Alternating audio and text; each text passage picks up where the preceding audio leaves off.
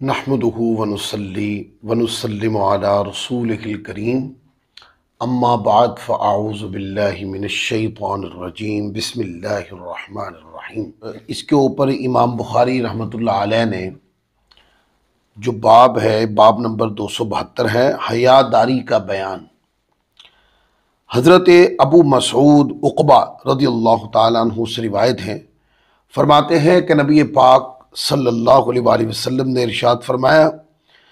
بے شک لوگوں نے نبوت کے کلام میں سے جو پایا اس میں سے یہ بھی ہے کہ جب تو بے حیا ہو جائے تو پھر جو چاہے کرے۔ اب یہ حدیث پاک ہے، اس کو اگر ہم صحیح بخاری شریف میں دیکھیں تو صحیح بخاری شریف میں یہ دو مقام پر ہیں، 3483 6120 پر، سنن ابی داؤد میں 4797، سنن ابن ماجہ میں 4183، اور اس کے علاوہ کئی کتابوں کے اندر یہ روایت ہے، اور بعض کتابوں میں ایک سے زیادہ بار بھی یہ روایت آئی کہ آقا علیہ الصلوۃ والسلام نے فرمایا کہ جب تو بے حیا ہو جا تو پھر جو مرضی کر۔ اب اس حدیث پاک میں الادب المفرد کی یہ جو حدیث نمبر 597 ہے، اس حدیث پاک کے اندر جو نئی جہت سمجھ میں آتی ہے کہ یہ جو تعلیم ہے حیا کی، یہ صرف آج کی نہیں ہے، ہر نبی علیہ الصلوۃ والسلام کی تبلیغ کے اندر حیا کی کثرت کا عنصر غالب رہا۔ اور یہ جو ہم پڑھتے ہیں کہ جب تو بے حیا ہو جا تو پھر جو کچھ مرضی کر، یہ کلام رسول بھی ہے، لیکن فقط کلام رسول نہیں ہے بلکہ انبیاء سابقین کا بھی یہ کلام ہے۔ یہ آقا علیہ الصلوۃ والسلام کی ذات کریمہ سے پہلے سے روایت ہوتا آ رہا ہے۔ اور مفاد کیا ہے؟ حدیث کا مفاد یہ ہے کہ بندہ گناہ کی کثرت کی طرف تب آتا ہے جب بندہ حیا کا جو دائرہ کار ہوتا ہے اس کو کراس کر لیتا ہے۔ جب بندہ حیا کے دائرے میں رہتا ہے تب بندہ گناہ کی طرف جانے سے شرماتا ہے، اور جب بندہ حیا کو کراس کر لیتا ہے تو پھر وہ بے حیائی میں گناہ در گناہ کرتا رہتا ہے۔ لہذا اپنے آپ کو حیا کے دائرے میں روکے، کیونکہ حیا میں شرم بھی ہے، اللہ تبارک و تعالیٰ کا ڈر بھی ہے، اللہ کی فرما برداری کا عنصر بھی موجود ہے۔ لہذا جہاں یہ چیزیں ہوتی ہیں وہاں اللہ کی نافرمانی نہیں ہوتی۔ پھر آگے دیکھیں، آگے حدیث نمبر 598 ہے، حضرت ابو ہریرہ رضی اللہ تعالی عنہ سے یہ روایت ہے کہ نبی پاک صلی اللہ علیہ وآلہ وسلم نے ارشاد فرمایا کہ ایمان کے 60 یا 70 سے زیادہ شعبہ جات ہیں، ان میں سے سب سے افضل لا الہ الا اللہ کہنا اور ادنا ترین راستے سے تکلیف دہ چیز کو ہٹا دینا، اور حیا بھی ایمان کا ایک شعبہ ہے۔ اب یہاں پر یہ والی بات کہ ایمان کے 60 یا 70 سے زیادہ شعبہ جات ہیں، تو یہ کلام عرب میں جب کسی چیز کو زیادہ، کسی چیز کی کثرت کو ظاہر کرنا ہوتا تو اس طرح کا کلام کیا جاتا۔ تو میرا خیال ہے کہ یہ کثرت ظاہر کرنے کے لیے یہ جملہ حدیث پاک میں آیا، اور بقیہ رہا ایمان کے بعد، ایمان کے شعبہ جات، ایمان کے بعد جب بندہ دائرہ اسلام میں داخل ہو جاتا ہے تو اطاعت، فرما برداری، اخلاق، اقدار، اعلیٰ کردار، نبی پاک صلی اللہ علیہ وسلم کی سنت کی جتنی بھی تربیت ہے، بندہ اپنے اوپر اس کو سجانا چاہیے، یہ سب ایمان کے شعبہ جات ہیں۔ لہذا جو جتنا زیادہ آقا علیہ الصلوۃ والسلام کی سنت طیبہ کو، قرآن مجید کی تعلیمات کو اپنی زندگی کے ساتھ جوڑتا جائے گا، عمل کے ساتھ لاتا جائے گا، وہ اتنا ہی زیادہ ایمان کو سجاتا جائے گا، ایمان کو خوبصورت بناتا جائے گا، اور اتنا ہی زیادہ اس کا ایمان مستحکم ہوتا جائے گا، اور باعتبار افضلیت ایمان کے اس کے درجات بلند ہوتے چلے جائیں گے۔ اور پھر حیا کو الگ سے ڈسکس کر دیا کہ حیا بھی ایمان کا ایک شعبہ ہے، کیونکہ حیا ایک ایسی چیز ہے، جیسے پچھلی حدیث میں نے آپ کو بیان کی کہ آقا علیہ الصلوۃ والسلام نے فرمایا کہ جب تو بے حیا ہو جا تو پھر جو کچھ مرضی کر۔ تو اس کا مطلب یہ کہ جب بندہ حیا کے دائرے میں ہوتا ہے تو گناہوں سے بچا رہتا ہے۔ حیا کی جو چھت ہے وہ بندے کو گناہوں سے بچاتی ہے، اور جب بندہ حیا کی چھت سے نکل جائے تو پھر بندہ گناہوں کے سمندر میں جا گرتا ہے۔ اس لیے ایک اعتبار سے بقیہ یعنی حیا جو ہے یہ گناہوں اور نیکیوں کے درمیان میں ایک دراڑ بھی ہے، کہ اگر حیا کی طرف آ گئے تو سمجھو نیکی کے میدان میں آ گئے، اور اگر حیا سے پلٹ کر بے حیائی کی طرف چلے گئے تو سمجھو گناہ کے دائرے میں آ گئے۔ پھر اس کے عنوانات بے حیائی کے اعتبار سے گناہ کے الگ آ جاتے ہیں، اور حیا کے دائرے میں آ کر نیکیوں کے عنوانات پھر الگ آ جاتے ہیں۔ پھر آپ آگے دیکھیں، آگے حدیث نمبر 599 ہے، حضرت عبداللہ بن عبید اللہ بن عتبہ حضرت انس بن مالک رضی اللہ تعالیٰ کے غلام سے روایت ہے، انہوں نے کہا کہ میں نے حضرت ابو سعید خدری رضی اللہ تعالیٰ عنہ سے سنا، انہوں نے فرمایا کہ نبی پاک صلی اللہ علیہ وسلم کنواری لڑکی سے بھی زیادہ شرمیلے تھے جو اپنے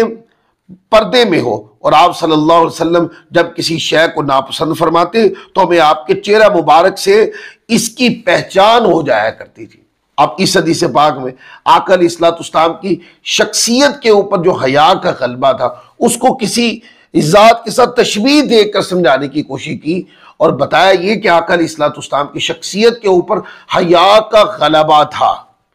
اور دوسرا یہ ہے کہ جب کسی چیز کے بارے میں آقا علیہ السلام کو کوئی چیز ناپسند ہوتی تو حضور لفظوں میں اس چیز کی مذمت نہیں کیا کرتے تھے، بلکہ چہرہ اقدس سے ہی یہ معلوم ہو جاتا تھا کہ آقا علیہ السلام اس کو ناپسند فرما رہے ہیں۔ پھر آگے اسی حدیث کا ایک جزیہ ہے، حضرت محمد بن بشار نے کہا کہ ہمیں یحییٰ نے اور ابن مہدی نے دونوں نے حدیث بیان کی، ان سے شعبہ نے از حضرت قتادہ، ان سے حضرت عبداللہ بن ابی عتبہ، حضرت انس بن مالک کے غلام نے از حضرت ابو سعید خدری رضی اللہ تعالیٰ کے اس کے مثل ایک اور روایت بھی بیان کی، یعنی یہ روایت 2 سندوں کے ساتھ الادب المفرد کے اندر موجود ہے۔ پھر آگے دیکھیں حدیث نمبر 600، حضرت ابن شہاب زہری کی یہ روایت ہے، حضرت امام بخاری رحمۃ اللہ علیہ اس کو روایت کرتے ہیں انس بن مالک کے غلام سے۔ حضرت ابن شہاب زہری روایت ہے، کہتے ہیں کہ مجھے حضرت یحییٰ بن سعید بن عاص نے بتایا، ان کو حضرت سعید بن عاص نے بتایا، حضرت عثمان رضی اللہ تعالی عنہ اور حضرت عائشہ صدیقہ رضی اللہ تعالی عنہما نے ان سے بیان کیا کہ حضرت ابو بکر صدیق رضی اللہ تعالی عنہ نے رسول اللہ صلی اللہ علیہ وآلہ وسلم سے اجازت طلب کی، اور آپ حضرت عائشہ صدیقہ رضی اللہ تعالی عنہ کی چادر میں حضرت عائشہ کے بستر پہ لیٹے ہوئے تھے، تو آپ صلی اللہ علیہ وآلہ وسلم نے حضرت ابو بکر رضی اللہ تعالیٰ عنہ کو اجازت دے دی، اور آپ صلی اللہ علیہ وسلم اپنی اسی حالت پر رہے، تو انہوں نے حضرت ابو بکر صدیق رضی اللہ تعالیٰ عنہ نے آپ سے اپنی ضرورت پوری کی، پھر لوٹ گئے، پھر حضرت عمر رضی اللہ تعالیٰ عنہ نے آپ سے اجازت طلب کی، تو آپ نے ان کو اجازت دے دی، اسی طرح تو انہوں نے بھی اپنی ضرورت پوری کی، پھر چلے گئے۔ حضرت عثمان غنی رضی اللہ تعالیٰ عنہ نے کہا پھر میں نے آپ صلی اللہ علیہ وسلم سے اجازت طلب کی تو آپ بیٹھ گئے، اور حضرت عائشہ صدیقہ رضی اللہ تعالیٰ عنہا سے فرمایا اپنے کپڑوں کو سمیٹ لو، انہوں نے کہا کہ پس میں نے اپنی ضرورت پوری کی، پھر میں لوٹ گیا۔ فرماتے ہیں کہ حضرت عائشہ صدیقہ رضی اللہ تعالیٰ عنہا نے فرمایا یا رسول اللہ صلی اللہ علیہ وآلہ وسلم، میں نے آپ کو حضرت ابو بکر و عمر رضی اللہ تعالیٰ عنہما کے لیے وہ اہتمام کرتے نہیں دیکھا جو اہتمام آپ نے حضرت عثمان رضی اللہ تعالیٰ عنہ کے لیے کیا۔ تو رسول اللہ صلی اللہ علیہ وآلہ وسلم نے فرمایا بے شک عثمان حیادار شخص ہے، اور میں نے یہ خوف محسوس کیا کہ اگر میں نے ان کو اسی حالت میں اجازت دے دی تو وہ اپنی ضرورت تک نہیں پہنچ سکیں گے، یعنی مجھے اپنی ضرورت نہیں بتا پائیں گے اور واپس چلے جائیں گے، یعنی کہ حیا کا زیادہ غلبہ رہتا تھا حضرت عثمان غنی رضی اللہ تعالیٰ عنہ۔ آقا علیہ السلام جس انداز میں تشریف فرما تھے، آقا علیہ السلام بھاپ گئے کہ یہ اگرچہ پردے کے خلاف نہیں ہے، لیکن عثمان جن کے اوپر حیا کا غلبہ بہت زیادہ ہے، وہ اس جہت پہ اپنی بات نہیں کہہ پائیں گے، اس لیے سیدہ عائشہ صدیقہ رضی اللہ تعالیٰ عنہ سے فرمایا کہ ان کے لیے الگ سے اہتمام کیا جائے۔ لہذا اس حدیث پاک سے کوئی بندہ یہ تاثر نہ لے کہ حضرت ابو بکر و عمر رضی اللہ تعالیٰ عنہما کی طرف یہ کہے کہ شاید وہ ان کی طبیعت پر حیا کا غلبہ نہیں تھا. نہیں، آقا علیہ السلام جس کیفیت میں تشریف فرما تھے وہ کیفیت پردے داری کی ہی کیفیت تھی. لیکن حضرت عثمان غنی رضی اللہ تعالیٰ عنہ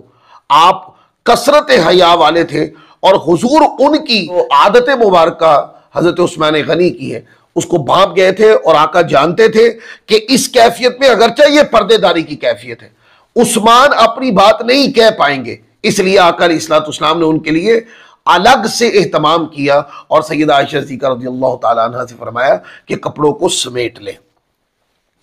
پھر آگے حدیث دیکھیں. حضرت انس بن مالک رضی اللہ تعالیٰ عنہ سے روایت ہے کہ نبی پاک صلی اللہ علیہ وآلہ وسلم نے ارشاد فرمایا جس چیز میں حیا داری ہوتی ہے اسے خوبصورت بنا دیتی ہے، اور جس چیز میں بے حیائی ہوتی ہے اسے بدصورت بنا دیتی ہے. لہذا خواتین کو چاہیے جتنا زیادہ حیا کریں گی، حیا کرنا، پردہ کرنا یہ خوبصورتی ہے، اور بن سور کے بازاروں میں نکلنا یہ ساری بے حیائی ہے. اس کے اوپر اور بھی تربیت کے کئی جملے بولے جا سکتے ہیں. پھر آگے حدیث نمبر 602.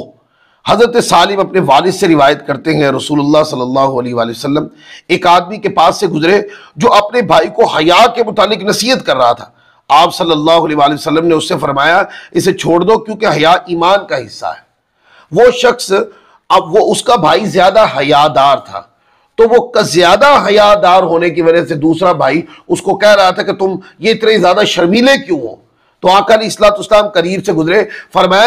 اس کے اوپر لیکچر نہ دو، بلکہ اس کی یہ جو شان ہے حیا کی یہ ایمان کا شعبہ ہے، ایمان کا حصہ ہے،